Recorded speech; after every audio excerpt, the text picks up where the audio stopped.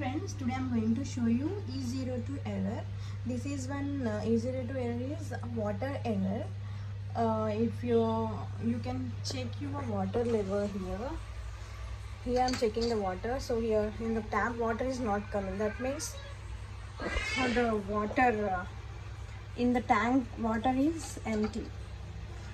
So it's water error, like E01 error only.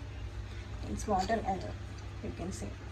Here I am checking the tap, but water is not coming. So this is E02 error.